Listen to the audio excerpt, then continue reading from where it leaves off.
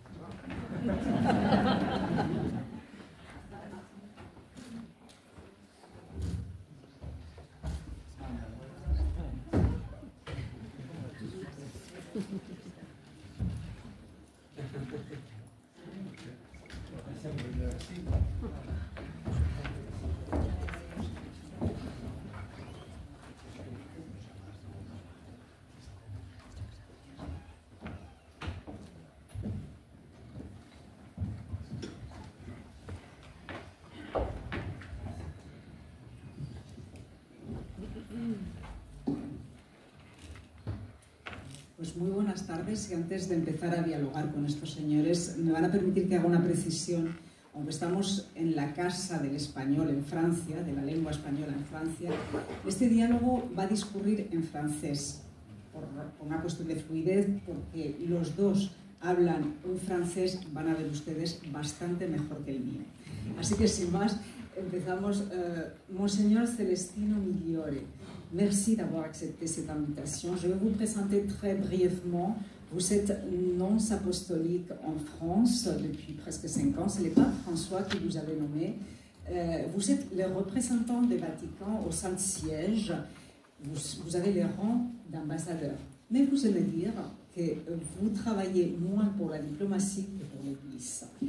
Vous avez travaillé en Égypte, vous avez travaillé à l'Angola, et vous avez été nonce apostolique dans des pays comme la Pologne, la Russie et l'Ouzbékistan. Javier Cercas, un gusto tenerle aquí con nosotros, escritor. Es usted académico de la Real Academia de la Lengua. Je continue en français parce que je vous vois et j'ai envie de parler en espagnol. On s'était dit qu'on parlait en français. Je ne me trompe pas si je dis que vous êtes probablement l'auteur espagnol contemporain le plus lu au monde. Je suis sûre que beaucoup d'entre vous connaîtraient Soldados de Salamina, Anatomía de un instante, L'impostor. Vos livres ont été traduits à plus de 30 langues, comme disait notre directeur. Actes Sud traduit aussi Loco de Dios en el fin del mundo, Les fous de Dieu au bout du monde.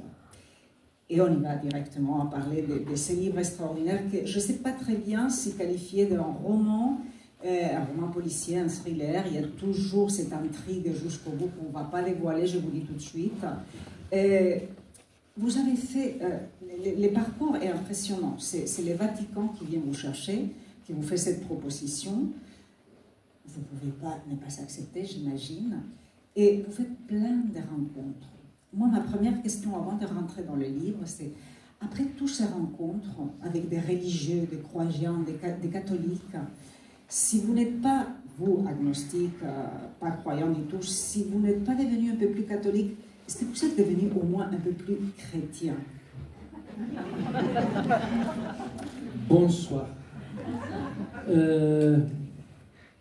La première fois que Roman Jakobson, le grand linguiste russe, a visité Harvard, l'université Harvard, il a été reçu par le président qui lui a dit « Monsieur Jakobson, on m'a dit que vous parlez 14 langues. » Et Jakobson a répondu « Oui, c'est vrai, mais je les parle toutes en russe. » Alors, je parle le français comme d'autres langues, mais je les parle en espagnol. Et je m'excuse. Bon, cette question, oui, c'est très intéressant. Ce livre a été une chose extraordinaire, une opportunité extraordinaire. C'est-à-dire, le Vatican n'avait jamais ouvert les portes en écrivant. Plus de 2000 ans d'histoire, ça n'est jamais passé. Et alors, c'était une opportunité incroyable, extraordinaire. Ce livre a changé ma vie, complètement. Un livre qui vous change la vie ne peut pas être un bon livre. Un livre, c'est une aventure, avant tout. Et une aventure qui ne vous change pas la vie n'est pas une vraie aventure. La littérature, c'est un plaisir, comme le sexe. Mais aussi, c'est une forme de connaissance, comme le sexe. C'est pourquoi, quand quelqu'un me dit qu'il n'aime pas la littérature, j'ai seulement besoin de lui donner les condoléances. C'est comme quelqu'un qui n'aime pas le sexe. Et la connaissance vous change, nécessairement. Et alors, a changé énormément pour moi. Alors, la question, votre question, c'est très intéressant. Est-ce que j'ai redevenu catholique? J'étais catholique jusqu'à 14 ans.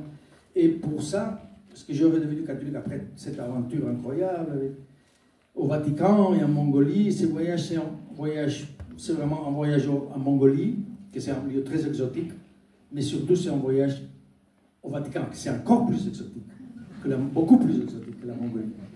Et alors, est-ce que je suis redevenu catholique?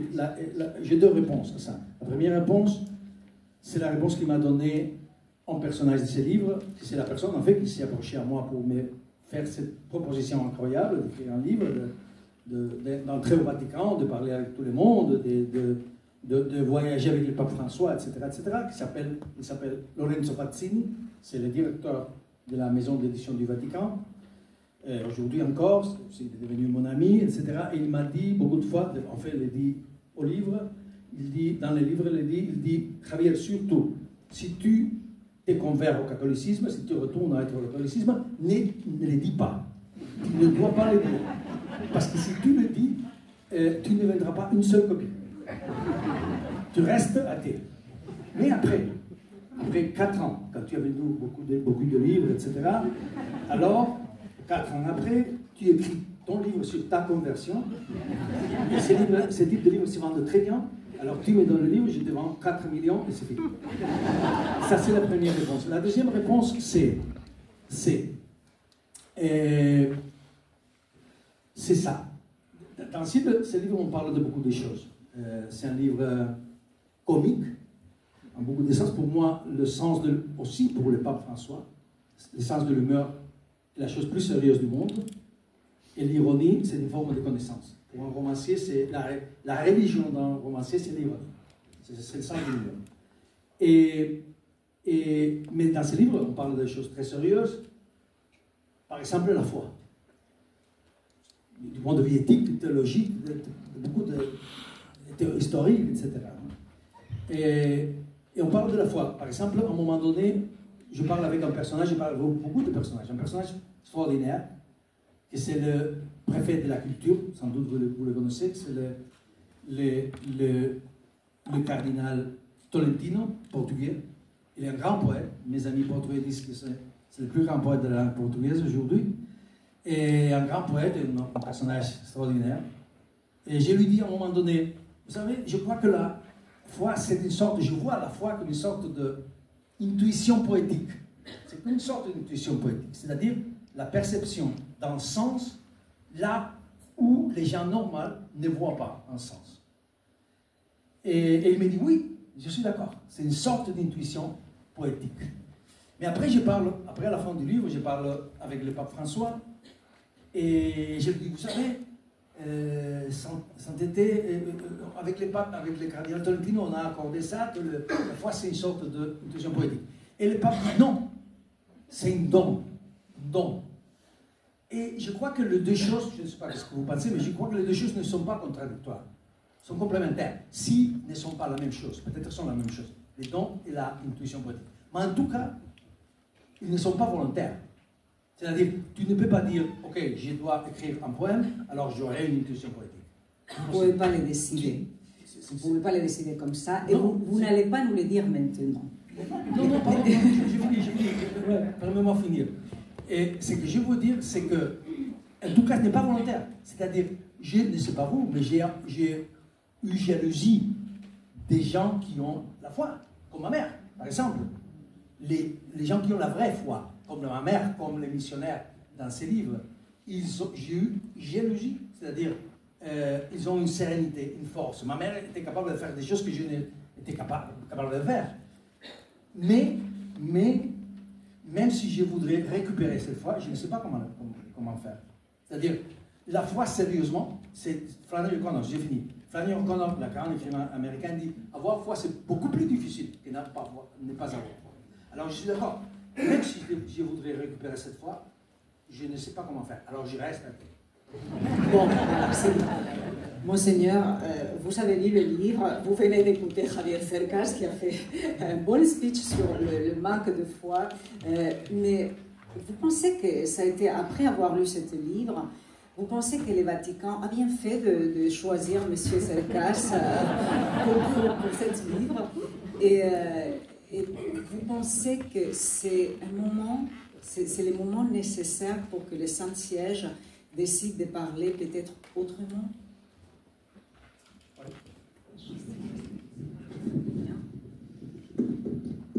Non, bien sûr.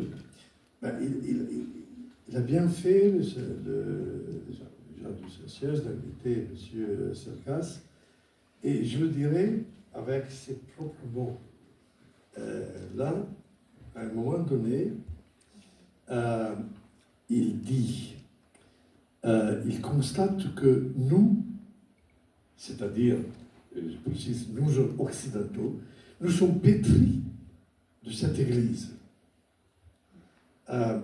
Donc, l'honnêteté intellectuelle de l'anticlérical Cercas nous amène, voire nous oblige, à comprendre l'héritage culturel de cette Église dont, que nous le voulions ou non, nous sommes tous pétris. Et ça, c'est important. Car quelqu'un lui a dit, mais pourquoi tu ne vas pas condamner tout le mal qu'on voit dans l'Église? Eh bien, Cercas dit, oui, on peut condamner, c'est ce qu'on fait. La presse et tout ça, et beaucoup de monde condamne. Mais il faut comprendre. Et c'est ça qui est important. Donc c'est ça qui est important qu'on a voulu choisir quelqu'un qui n'est pas de la même bergerie, mais qui essaye de comprendre. Et je crois qu'il a fait un bon travail. Ça, je l'ai découvert à la fin de ces 480 pages, là où il parle du secret du pape François. Et là, je crois que... mais c'est important, car ce n'est pas vrai, aujourd'hui on dit au pape. On ne s'intéresse plus à la question de l'Église, c'est une chose. On ne s'intéresse plus à l'Évangile. Non, c'est pas vrai. Il y a tellement de philosophes, d'hommes de lettres, de psychologues, psychiatres, d'artistes et des gens communs qui aujourd'hui s'intéressent énormément à l'Évangile. Car là, ils trouvent des réponses pour ce qui sont nos questions de tous les jours, qui ont affaire avec la naissance, l'amour, la souffrance, la douleur, le travail, l'amitié, la trahison, et beaucoup de ces choses-là.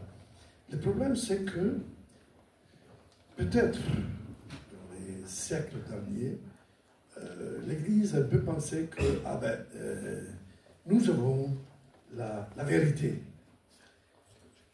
Et voilà, donc, ils se sont un peu éloignés du dialogue avec la culture de la société. Et là, c'est important qu'aujourd'hui, il y ait on renoue ce dialogue avec la culture d'aujourd'hui, car nous sommes, comme dit l'auteur, nous sommes pétris de l'Église. Et c'est comme ça, ici en France, si on sort, on voit combien d'églises, on voit des croix, on voit tout ce qui nous ramène à la religion de Jésus-Christ. Mais aujourd'hui, quelqu'un qui passe devant l'Église ne sait plus ce que c'est. Et donc, on a besoin de ce dialogue pour nous comprendre. Ça, c'est important. Pour moi, il y a une autre chose importante, si vous permettez, et ça passe par les personnalités, de toutes les personnalités, et il y a énormément que vous avez rencontrées. Il y en a surtout certains qui vous ont vraiment marqués. Ces fous de Dieu, comme vous les appelez aussi. Vous êtes les fous sans Dieu, les papes, les fous de Dieu. Mais il y a d'autres beaucoup fous de Dieu qui sont pour vous les vrais chrétiens et je voudrais parler avec vous de cette sensation. C'est pour ça que je vous ai posé la question de devenir plus chrétien. Ces retours auxquels il parle beaucoup de missionnaires que vous avez rencontrés. Oui, je n'ai pas dit merci beaucoup à Marietta et à Monseigneur, mais je dois le dire, c'est très important. Alors, parce que je vous remercie vraiment. Et les missionnaires, ok. Tu peux être chrétien, tu peux être athée, tu peux être agnostique, tu peux être croyante, mais tu ne peux pas admirer ces gens. C'est impossible. Ne pas admirer ces gens. Parce que ce sont des gens très spéciaux. Et quand le fou sans Dieu, c'est-à-dire moi-même, une version de moi-même, une variation de moi-même, que c'est le protagoniste du livre, c'est le jeu du livre, le narrateur du livre, retourne après avoir connu les missionnaires de Mongolie, avoir été avec eux, etc. Retourne au Vatican, il dit partout, à tout le monde qu'il trouve, j'ai la solution de tous les problèmes de l'Église. Alors tout le monde me regarde comme si j'étais fou. Je suis fou sans Dieu. Mais alors j'ai dit, tout missionnaire. Tout le monde devient missionnaire, alors c'est la solution de tous les problèmes de l'Église. Et tout le monde dit, oui, c'est comme ça. Et c'est comme ça, parce que le pape François a parlé d'une Église missionnaire. Le pape François, c'est que, selon moi, après sa mort, on me faisait tout le temps de questions, les journalistes, etc. On pensait que ce pape a été un révolutionnaire, un réformiste. Comment définir ce pape? Ma réponse était, parce que le livre a été publié après, 20 jours après avant la mort de François. Alors j'ai devenu le spécialiste. Et on a dit que j'avais tué le pape aussi. C'était une relation marketing entre l'Église et mon maison des hommes. Ok. Alors je disais, tout dépend de... Ça dépend du sens de la parole. Si, c'est-à-dire, le pape, selon moi, le pape François a été révolutionnaire dans le même sens dans lequel l'Église catholique veut être, dans le même sens que l'Église catholique veut faire une grande révolution après Vatican II. Et quelle est cette révolution? Selon moi, c'est très simple. Et en même temps très complexe.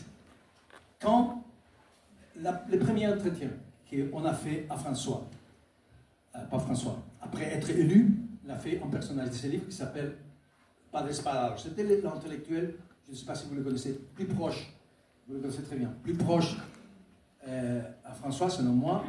Il était jésuite comme lui, etc. Il voyageait avec lui, etc. Et il a fait le premier entretien. Il lui a dit, alors finalement, qu'est-ce que vous voulez faire avec l'Église? Et quel est votre projet? Et il a répondu immédiatement. Il a dit, faire sortir Jésus-Christ de la sacristie et les mettre au centre. Au centre de l'Église, au centre du monde.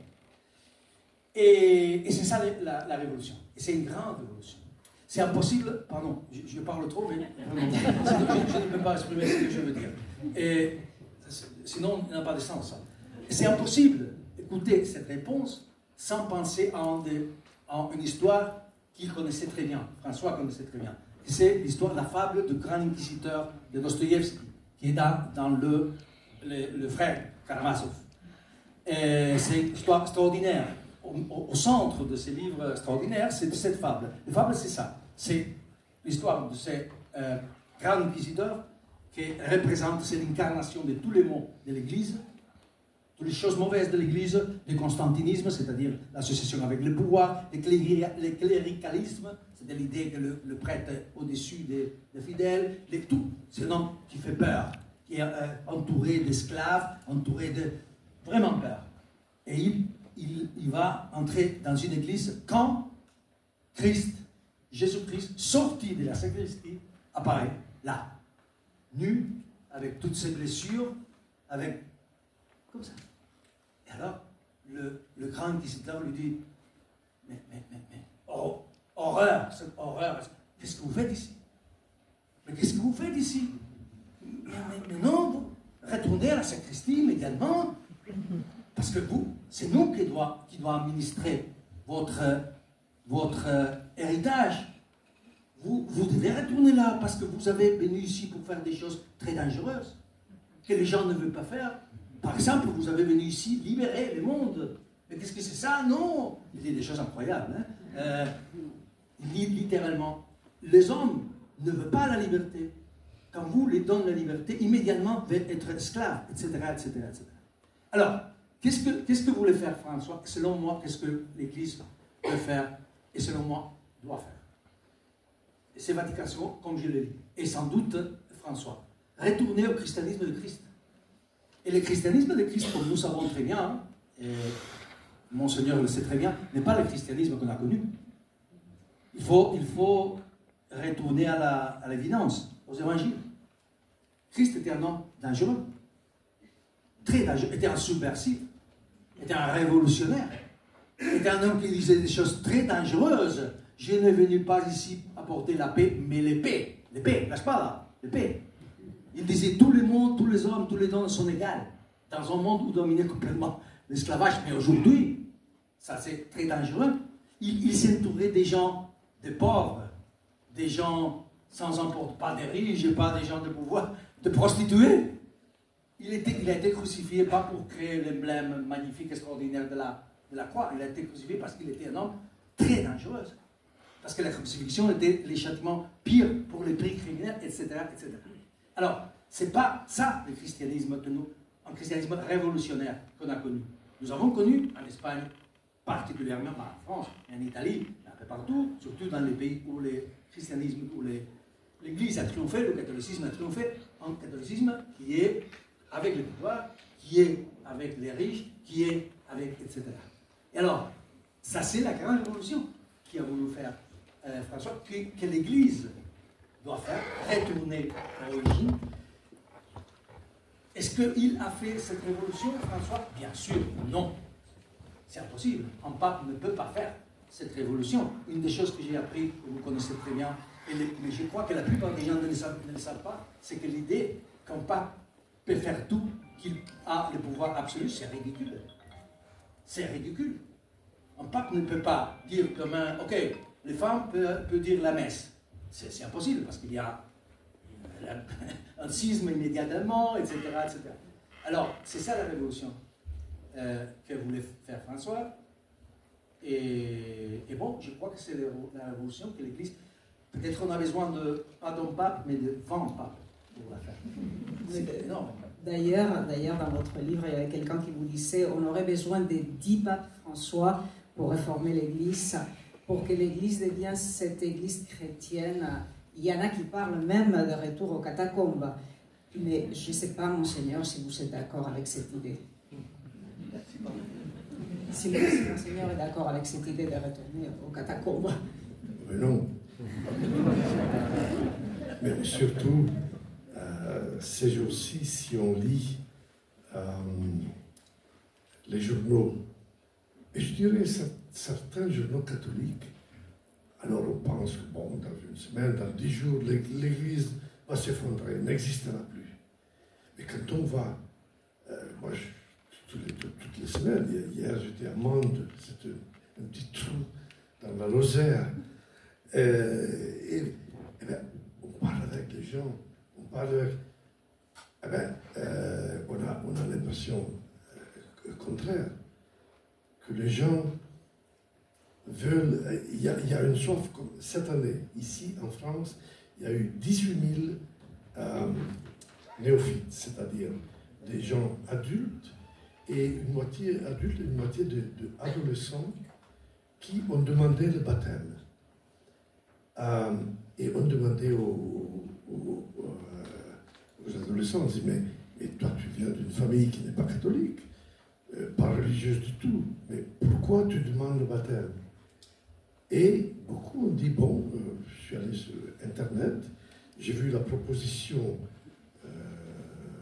de l'islam, la proposition des juifs, la proposition des protestants évangéliques et la proposition des catholiques. Et je suis allé frapper à la porte de la paroisse. Bon, ça veut dire que tout à l'heure, vous disiez qu'il faudrait avoir 20 papes, 10 papes comme François. Je crois que pour avoir la révolution, il faut avoir le peuple, pas seulement le pape. Des gens qui sont convaincus qu'il faut retourner à l'évangile vécu. Voilà. Donc c'est ça qui fait... Et on voit ici en France, déjà il y a une vingtaine d'années, les théologiens sont toujours ceux qui pensent. Donc, ils ont fabriqué cette expression. Ils ont dit, en France, on est en train de passer, l'Église est en train de passer de l'encadrement à l'engendrement. Et qu'est-ce que c'est l'encadrement? L'encadrement, c'est bien tant de baptême, tant de mariage à l'église, tant de communion, tant de funérailles religieux, voilà, l'église est là, bien solide et présente et tout ça. Mais maintenant, toutes ces questions de statistiques, ben, ils sont en train un peu de... Et puis il y a l'engendrement. L'engendrement, c'est-à-dire engendrer à la foi. Et aujourd'hui, c'est surtout pour ceux qui veulent voir et admettre, c'est surtout parmi les jeunes ici en France, qu'il y a un foisonnement d'initiatives, d'associations, qui pour engendrer à la foi et à une foi pratique, une foi qui aide les gens, une foi qui sort dans les rues, une foi qui et voilà. Donc, moi, je suis extrêmement... extrêmement, je suis piémontais, les piémontais n'utilisent jamais les superlatifs.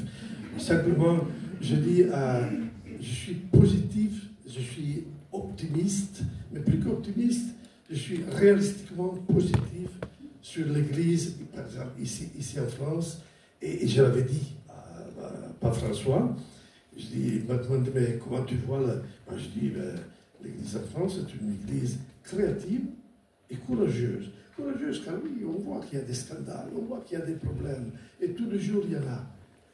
Mais le courage, c'est d'être créatif, donc d'engendrer à la fois quand même, et c'est quelque chose qu'on fait ici. Je voudrais dire des choses.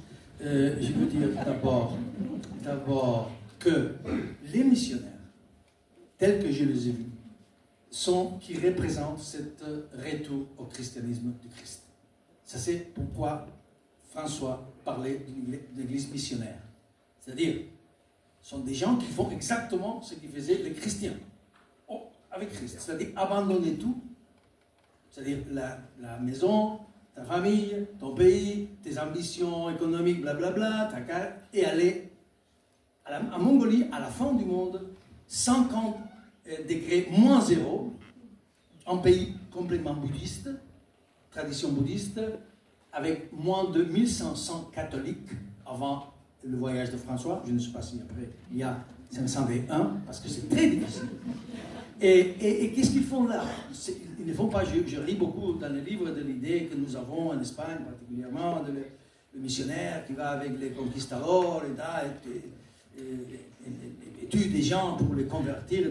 Ce que j'ai vu, là, sont des gens qui vont aider. Qui vont aider les malades, le vieux, les femmes maltraitées, etc., etc., etc. Et basta. Alors c'est ça exactement, mais ça c'est un christianisme très radical, vécu avec grande radicalité. J'étais avec le cardinal Zuppi à Assisi, je vous ai raconté, il a dit une chose que c'est très exact. Il a dit, c'est impossible de vivre la foi sans radicalité. Mais aujourd'hui, je ne suis pas aussi optimiste que vous l'êtes, je ne suis pas croyant. Mais il y a pour beaucoup de gens cette vision radicale du christianisme que le pape François avait d'une forme évidente a été très discutée. Vous savez très bien, il dira non, mais c'est la vérité.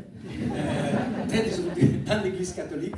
Pas les grandes hiérarchies nécessairement. Hein. Je parle des gens normaux qui disent bon, cette vision si radicale du catholicisme, si radicale du christianisme, abandonner tout et de vivre est trop pour nous. Nous pensons au catholicisme, au christianisme plus tranquille, plus modéré, conservateur, etc.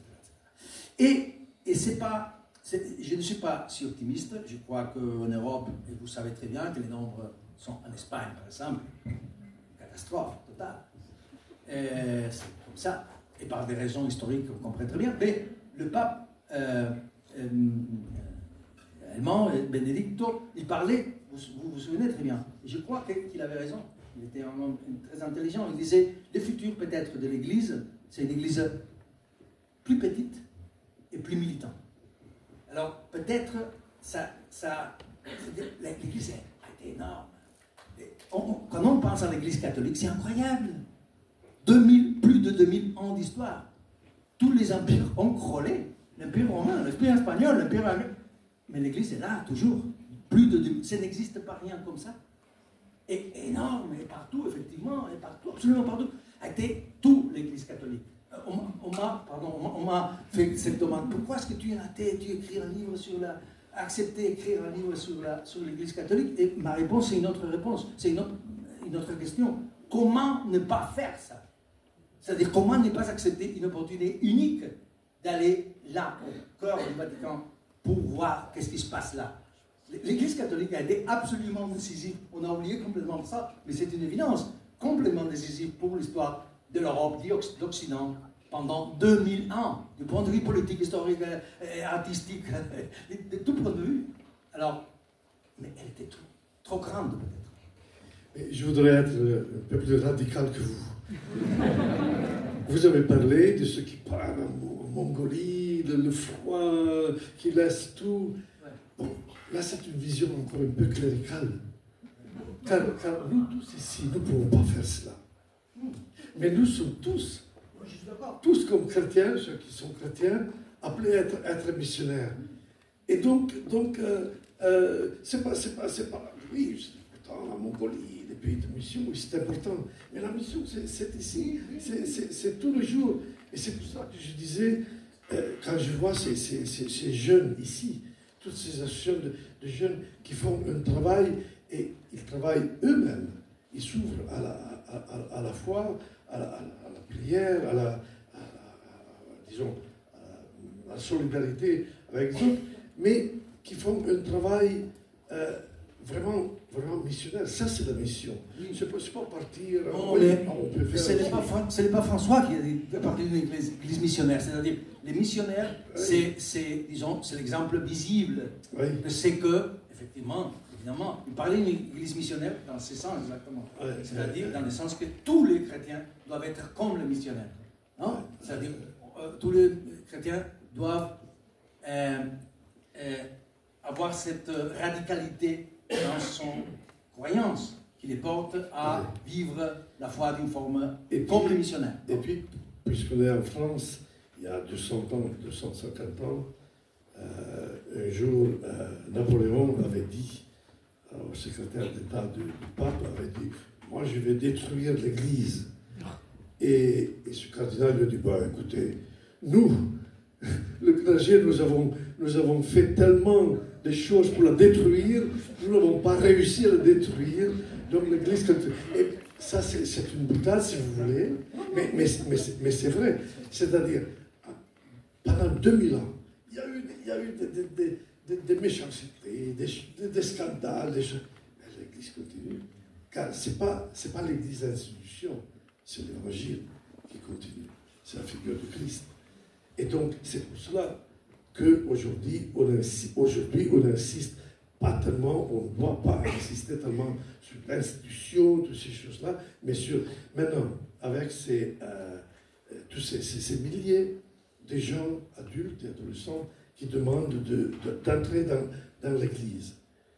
Alors là, on fait un travail pour dire, oui, quand vous entrez dans l'Église, quand vous êtes baptisé, mais vous n'entrez pas tellement dans l'Église, structure, institution. Vous entrez dans la vie chrétienne de l'Évangile.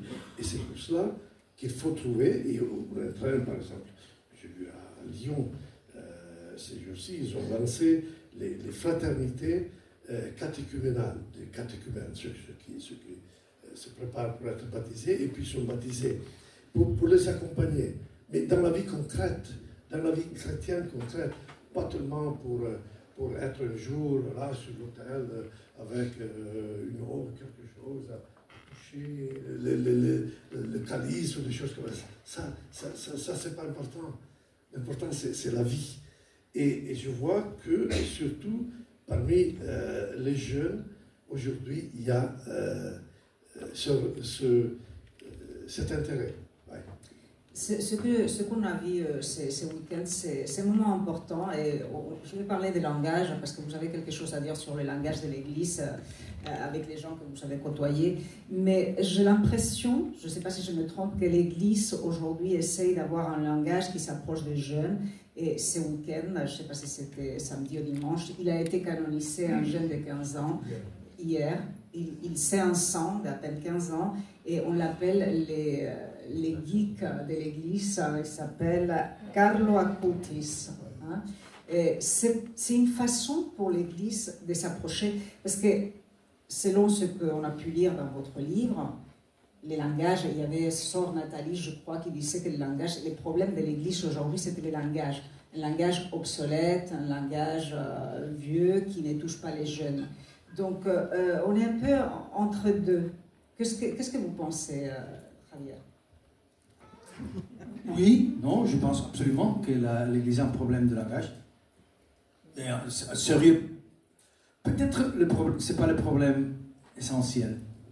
C'est pas le problème essentiel. Le problème essentiel, c'est effectivement une autre. C'est les chrétiens. C'est-à-dire, c'est l'exemple des chrétiens. Non? Mais aussi, il y a un problème de langage très sérieux. D'un côté, le langage de l'Église est vieux, pas intéressant, pas fraîche, pas fort, pas... Non, c'est vieux, c'est peu intéressant. Et ça, c'est très important. Le dernier livre du pape François s'appelle... Comment s'appelle le dernier livre du pape François? C'est un livre posthume. S'appelle « Vive la poésie ». Vive la poésie, ça veut dire « Vive le langage ».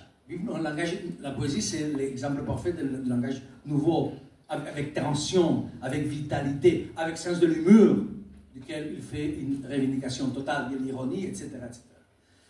Ça d'un côté. Et d'autre côté, c'est un langage, souvent, je parle, dans le livre, on parle, je suis un peu obsédé, je suis écrivain, et je suis obsédé pour le langage, parce que c'est une évidence. D'un côté, ce vieux, c'est peu intéressant, le vieux vérité doivent se dire d'une façon nouvelle, d'une façon forte. J'insiste, Christ a été révolutionnaire parce que ses paroles ont été très fortes, ont impressionné énormément les gens qui étaient avec lui, et c'est pour ça que ces paroles, encore aujourd'hui, font partie de notre langage, parce qu'il était un langage complètement nouveau. Et le langage de l'Église vieillit sans doute. Mais d'autre côté, c'est encore pire, je dirais, parce que c'est un langage hermétique que souvent personne ne comprend. Écoute, un exemple très simple, et peut-être polémique pour beaucoup de gens dans le... Vous savez, on discute toujours quelle est la parole essentielle d'un pape, du pape, non? De toute on discute sur ça, sur chaque pape. Par exemple, avec François, c'était la périphérie, la parole essentielle, ou la... Bon. Pour moi, la parole essentielle, c'est une parole que personne ne comprend pas. Rien. Zéro. La parole, c'est synodalité. Combien de personnes comprennent ici cette parole? S'il vous plaît, une? Oui, une. Bravo. Une, deux, trois. Êtes-vous sûr de le comprendre? Si vous êtes prêts, bravo. Et personne ne comprend ces paroles. Et ces paroles, c'est complètement fondamental.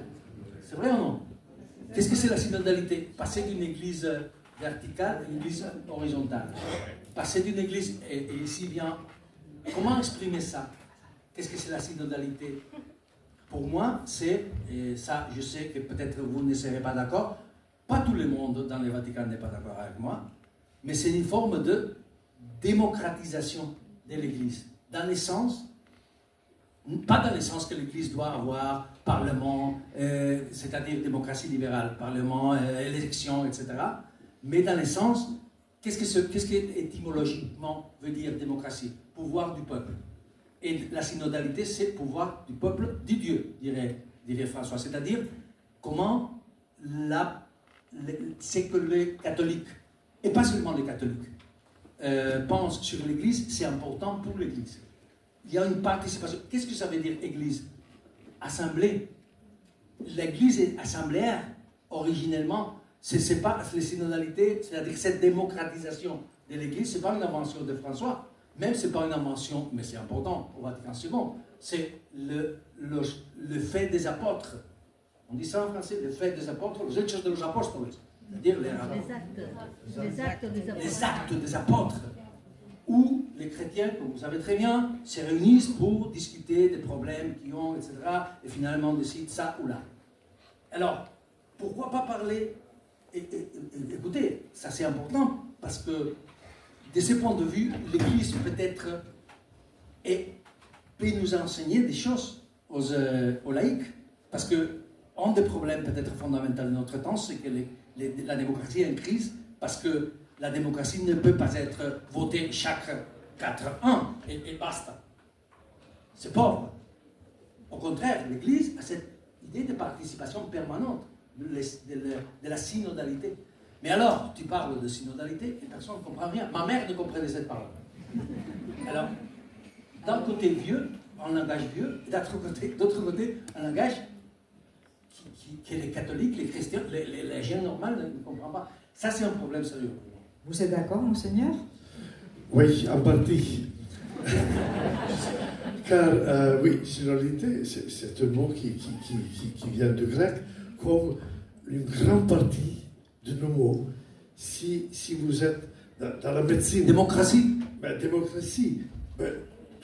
Les gens ne lèvent pas la main pour dire... Oui, aujourd'hui, on lève la main pour dire, mais qu'est-ce que c'est la démocratie? Car vraiment, il y a un désordre plutôt que démocratie.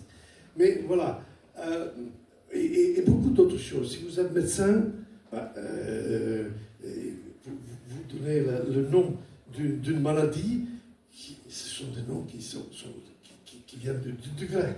Donc, ce n'est pas tellement là le problème de synodalité qu'on l'explique dans l'Église. Synodalité, synodos, marcher ensemble. Voilà. Mais c'est la substance, c'est ce que ça veut dire. Vous prenez les églises orthodoxes, tout l'Est de l'Europe. Pour eux, la synodalité et synode, c'est le mot le plus important. Mais pas pour nous. Personne ne comprend ces mots. Si tu ne comprends les mots, alors... Mais on commence à en parler. Oui, là, je sais que vous n'êtes pas une grenouille de bénitier. Donc, là, vous n'entendez pas tout ce qu'on dit dans l'Église. Mais on en parle. Et surtout, la synodalité, justement, comme vous disiez, c'est pas de rendre l'Église sur un schéma de démocratie parlementaire, mais c'est de mettre en relief le propre de l'Église, que c'est la communion, la fraternité, donc l'écoute réciproque. Et donc, quand on doit prendre une décision, on en parle, il y a beaucoup de... Et on se critique l'un l'autre. Et puis il y a toujours, dans la communion, il y a toujours un responsable qui décide. Ce n'est pas pour l'Église, c'est l'évêque pour la Church. Et voilà. Mais après, tout un exercice de ce genre-là, ce n'est pas une imposition, mais c'est quelque chose de... Ça, c'est la synodalité. Et puis la synodalité, comme Pape François plusieurs fois l'a dit, c'est surtout une question de conversion pastorale. C'est-à-dire de ne pas, comme vous disiez tout à l'heure, de rester dans la sacristie, mais de sortir de la sacristie. Donc de sortir à l'encontre des gens, à rencontrer les gens et surtout à partager la situation des gens, du peuple. Et c'est là que c'est la vraie synodalité. Le reste, bon, ce sont des concepts. Oui, les théologiens font bien à étudier, tout ça, on a besoin de cela pour nourrir un peu la vie. Mais la vie de la synodalité, c'est quelque chose de très simple, et c'est une conversion que les laïcs ne doivent pas demander aux prêtres d'être cléricalisés, et il faut décléricaliser les prêtres, car sur l'autel, quand on dit la messe, c'est Dieu, c'est Jésus-Christ, c'est pas la figure du prêtre, c'est pas les paroles comme il parle bien, c'est pas son parlement qui sont belles et sont beaux, que le diable qui met quelque chose qui est plus plus brillant que le prêtre, et sa femme dans le premier rang qui dit à ses amis, oh, tu vois, mon mari, le diacre, oh, c'est pas comme ce prêtre qui dit simplement le Seigneur soit avec vous. Lui, il dit le Seigneur de Dieu d'Isaac et d'Abraham, le Seigneur de miséricorde soit. Oh, qu'il est beau! Ça c'est le cléricalisme. Donc il ne faut pas cléricaliser les laïcs, et il faut décléricaliser les prêtres pour laisser la place à Dieu sur l'autel. Donc vous êtes dans la lignée de Papa Bergoglio. Tout à fait. Qui était François, oui. François, ouais, qui était un peu anticlérical, mais il nous reste très peu de temps parce que... Très intriqué. Oui, Un peu, très anticlérical. Il nous reste, parce que je me suis engagée à 1 heure pour vous donner un peu la parole à vous, les publics, les journalistes, un tout petit peu. Et on est presque à la fin et on n'a pas abordé la dimension politique, on n'a presque pas parlé de François et on n'a pas abordé la dimension politique d'un pape qui est assez important. Les journalistes, quand accompagnent, comme la visite que vous avez accompagnée en Mongolie au pape, ils attendent la réflexion politique du pape. Parce que la réflexion religieuse, malheureusement, ça n'apparaît pas dans les médias. Donc, je voudrais que Javier, très brièvement, s'il vous plaît, vous nous racontez ces moments que vous traversez dans l'avion papal quand vous survolez la Chine, et c'est là on voit la dimension politique du pape. Vous vous souvenez, il envoie un message au gouvernement chinois. Donc, c'est-à-dire, il ne fait pas les voyages en Mongolie. Il traverse la Sine, traverse toutes ces terres qui ne sont pas évangélisées, et il profite pour envoyer un message au gouvernement chinois. Parce que c'est très simple. L'Église a un problème, le Vatican a un problème avec la Chine.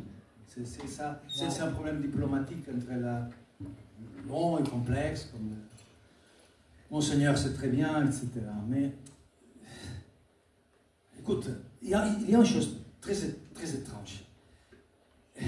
Quand on parle de pape François ou de pape en général, le média parle de la politique.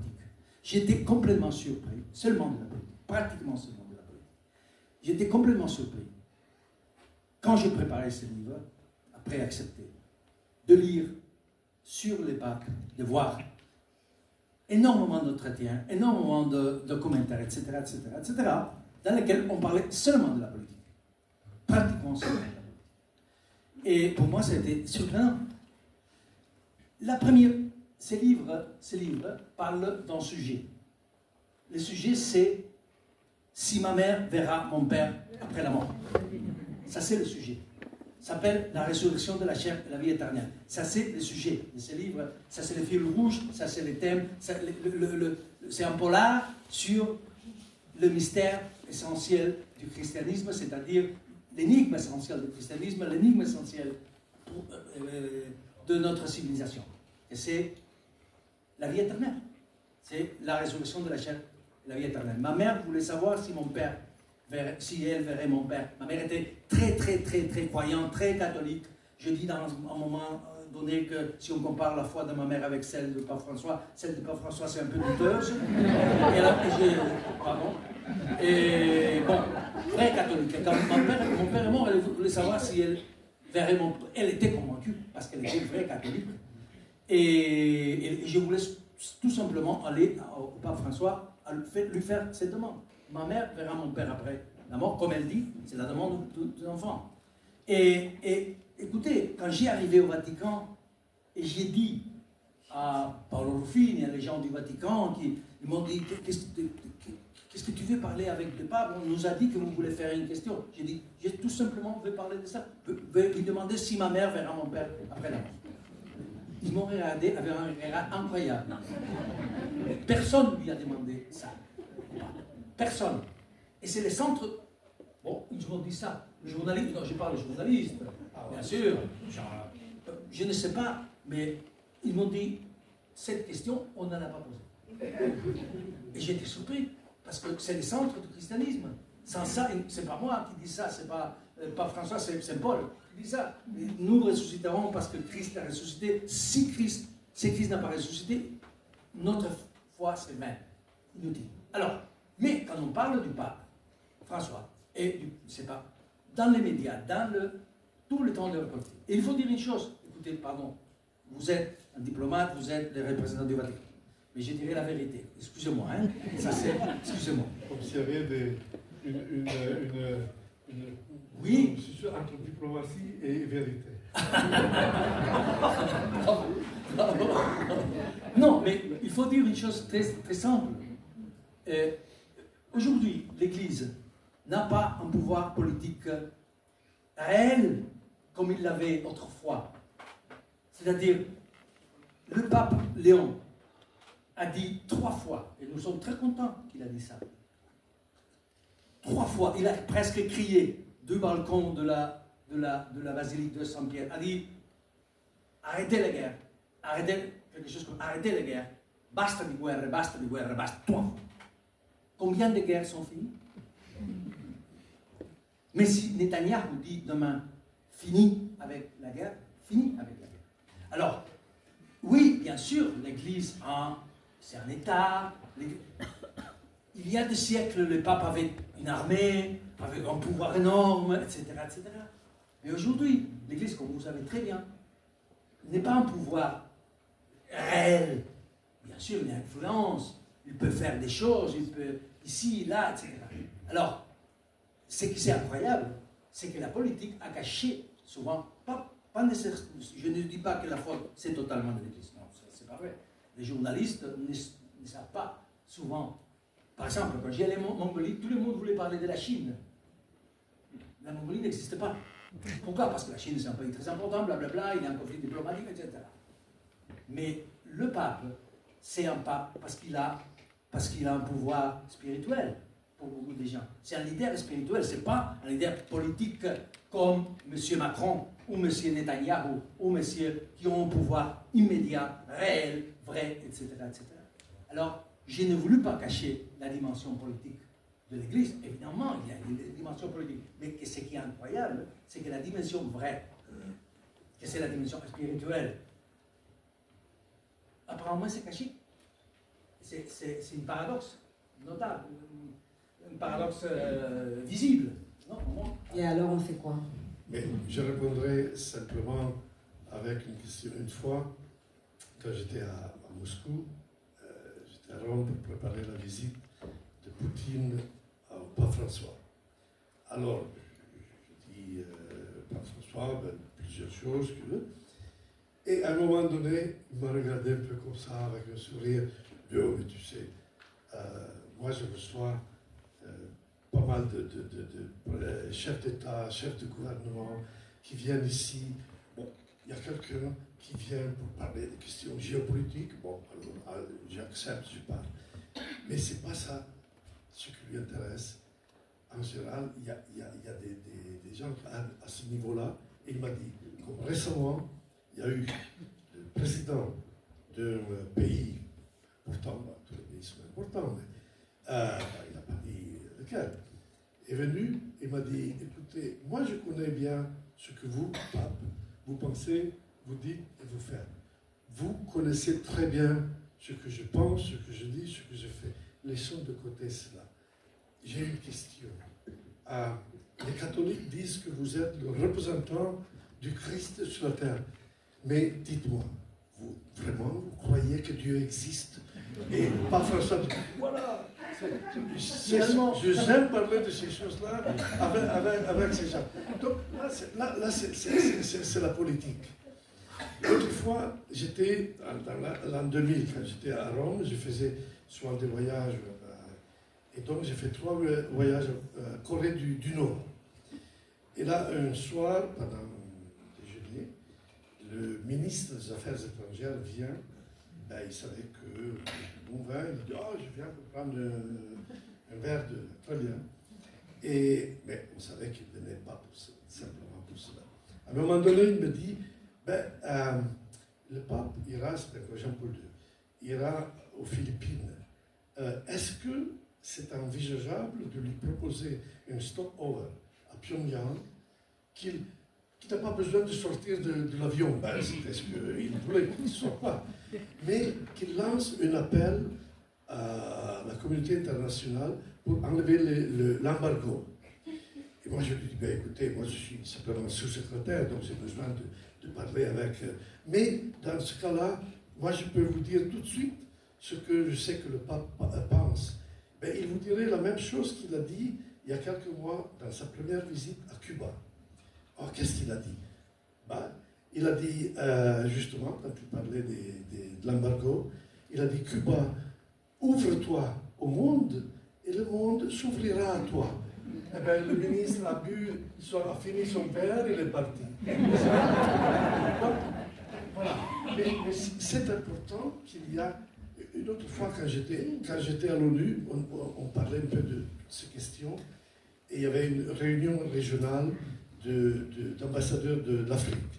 Et moi, j'ai dit, bon, moi, je n'ai rien à faire, mais il y a l'ambassadeur du Sénégal qui a dit, non, tu viens, que c'est important. À un moment donné, il y a eu toute une discussion, et il y a eu un ambassadeur qui s'est levé et a dit, oui, je suis content, et je crois que beaucoup de mes collègues sont contents qu'ici, à l'ONU, il y a parmi nous la voix de la raison et du bon sens. Et il a dit, c'est le Saint-Siège.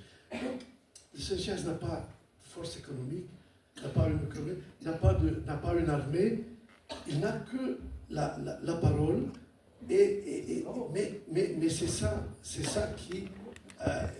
et c'est pour cela qu'il y a des foules entières de chefs d'État, de gouvernement, de parlement, tout ça, qui vont voir le...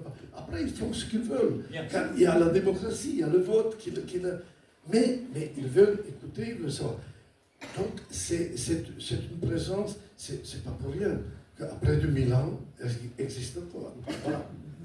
Je veux dire des choses. Il y a, je ne sais pas qui était le diplomate français qui a parlé avec, c'est très fameuse cette anecdote, avec Staline sur les papes. Et Staline a demandé, mais combien de divisions armées a les papes? Et la deuxième chose, rapidement, à Dieu, non, au César, c'est que c'est du César, et à Dieu, c'est que c'est de Dieu. Alors, c'est très bien que l'Église n'a pas un pouvoir politique vrai, c'est très bien, c'est formidable, c'est bien. Mais alors, comment on peut parler tout le temps de la politique dans les médias? Ça, c'est un paradoxe, c'est ce que je voulais souligner. C'est bien, c'est formidable. L'erreur était quand mais vous dites, ce sont les médias qui parlent, oui. c'est pas l'Église qui parle. Alors, oui. Voilà. Il faut respecter les médias. Mais tous les gens qui étaient dans ce voyage, tous les journalistes, qui ont formé tous les journalistes, oui, il y avait une centaine de journalistes dans l'avion. Et quand est-ce qu'on parle dans le monde, les pays, le Corriere della Sera de l'Église, quand le pape François disait l'Ukraine, je ne sais pas, blablabla. C'est un grand paradoxe. C'est ça que je crois souligner. Est-ce qu'il y a un journaliste dans la salle qui veut prendre la réponse de la profession? Et en même temps, c'est normal, parce qu'un journaliste qui dit à son directeur, écoute, je veux faire un article sur la résurrection de la chair et la vie éternelle. Écoute. Bon, est-ce qu'on a le temps de prendre une ou deux questions encore, rapidement?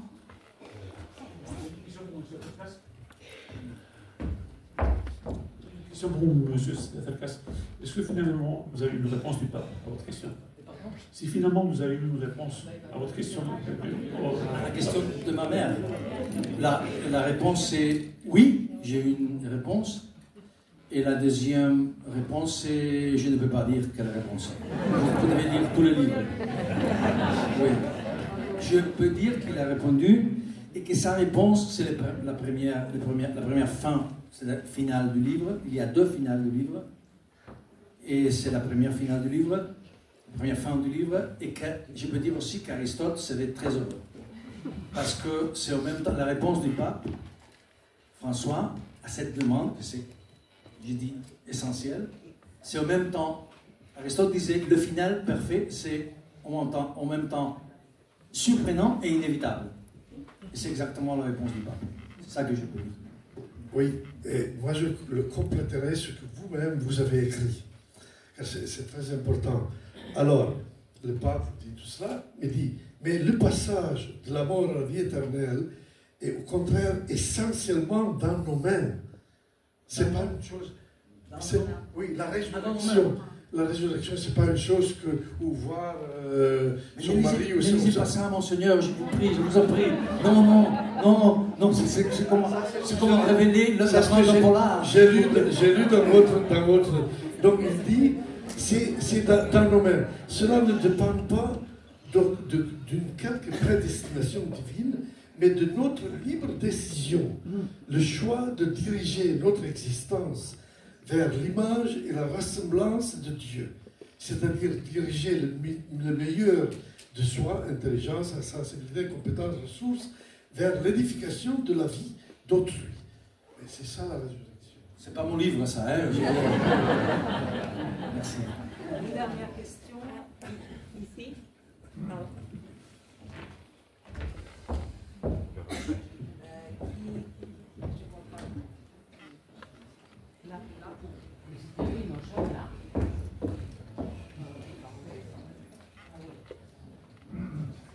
Merci beaucoup à tous.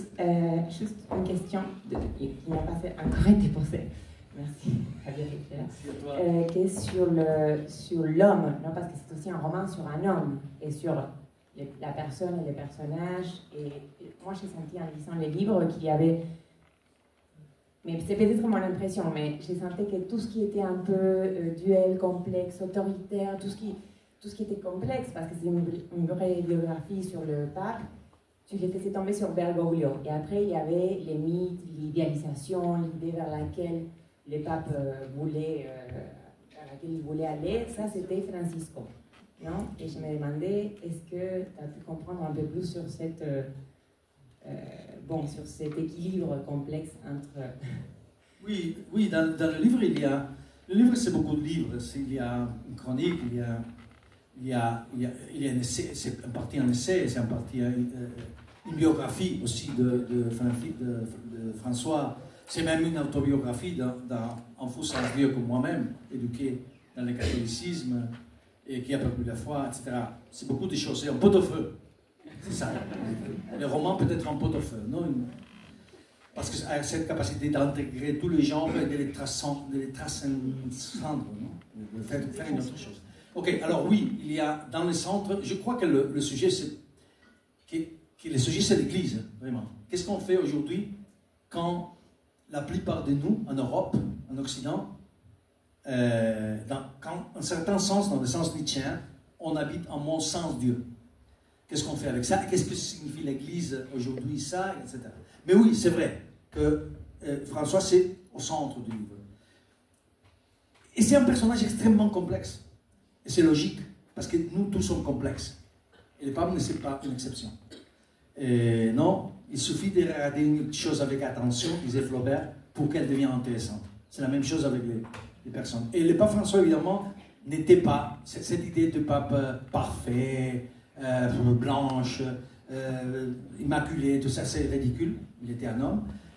Si je dois définir cet homme, je dirais ça. Je dirais, il était un homme en lutte avec lui-même. C'est-à-dire que c'était un homme extrêmement conscient de ses faiblesses, de ses péchés, il dirait lui-même, qui a lutté à mort vraiment pour être la meilleure version de lui-même. Ça, c'est ça. C'est extraordinaire. Il y a énormément de choses extraordinaires de cet homme, très complexe, très nuancé, qui a passé par des époques très obscures, qui avait un caractère très difficile, autoritaire parfois, qui faisait peur à ses disciples quand il était jeune, jésuite, etc. C'est incroyable. La première chose qu'il a dit après être élu pape, la première chose, après, dans la chapelle Sistine encore, il n'a pas sorti encore au balcon du Vatican, la première chose qu'il a dit, il a accepté être pape et il a dit mais je suis un pécheur. Mais je suis un pécheur. Je crois qu'il était un peu nerveux, qu'il s'est trompé. C'est une hypothèse. Parce que, pourquoi? Je finis. Parce que l'Église, ce n'est pas le lieu des triomphants. Ce n'est pas le lieu de gens parfaits, des supermans. C'est les pauvres gens, les gens qui se trompent, les gens... c'est incroyable. Christ a choisi comme son premier pape Pierre. C'est incroyable ça. Non, c'est un homme, Pierre l'a créé 3 fois.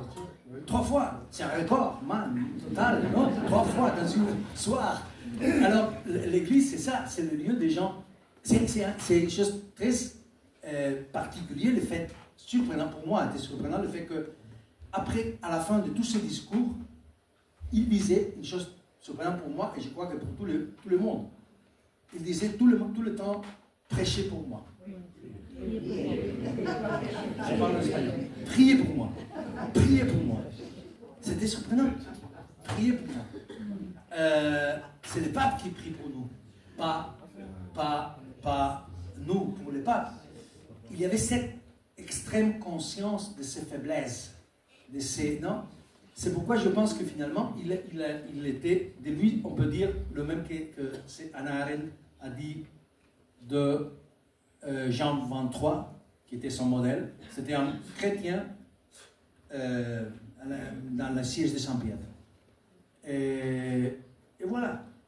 Mais en même temps, pour finir, pour moi, nous sommes tous beaucoup de gens. C'est l'idée de l'identité. Nous ne sommes pas une personne au long de notre vie. Montaigne disait, il y a autant de différences entre nous et nous-mêmes qu'entre nous et l'autrui. Nous sommes beaucoup, nous sommes une multitude. Et je crois que c'est mon hypothèse, que finalement, François, c'est la meilleure version possible de Bergoglio. Voilà.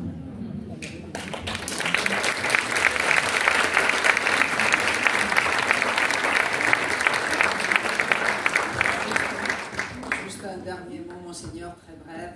Êtes-vous d'accord? Et j'ai une dernière question. Est-ce que Léon XIV va suivre les chemins qu'il a tracés Bergoglio? Heureusement, chaque pape, c'est un homme qui a une culture, une histoire, une tradition, et ça reste collé à sa personnalité toute la vie. Donc, et puis, ce qui m'a vraiment touché, frappé quand j'ai vu la première apparition du pape Léon, c'est sa liberté intérieure. Et du premier moment, on aurait dit qu'il avait été pape depuis longtemps. Il était vraiment... Alors, succéder au pape François, ce n'était pas facile. Donc, c'est cette liberté intérieure qui a dit, bon, François a fait de grandes choses, et moi, si mon élu et l'Esprit Saint, nous croyons, à piloter cette élection sur lui, ça veut dire que je ferai ce que je peux je sais faire. Et voilà, donc, oui, le pape Léon est différent. Le pape Léon est beaucoup plus prudent, plus taiseux, si on veut. Je ne dirais pas timide, mais je suis extrêmement content avec cette élection. Moi, je connaissais déjà un peu quand il était préfet pour la nomination des évêques, donc là, on travaillait avec lui. Mais tout à fait, c'est un homme de sagesse qui va continuer tout le mieux de Pape François et va donner sa contribution. Señor Celestino Migliore, muchísimas gracias, Javier Cercas. On peut pas avoir une dernière question. Mais il faut que vous vous engagez très rapide et extrêmement rapide. Est-ce qu'on peut quitter le pape 2 minutes et parler à l'écrivain Javier Cercas pour lui demander s'il a toujours autant de plaisir à écrire? Plaisir? Oui. La parole plaisir, c'est petite. Écrire, c'est une passion. Alors, c'est plaisir, c'est tout. Vous avez plaisir à la passion? Passion, une passion, c'est passionnant. Oui. Et donc, votre prochain livre? Je ne peux pas dire. Merci beaucoup.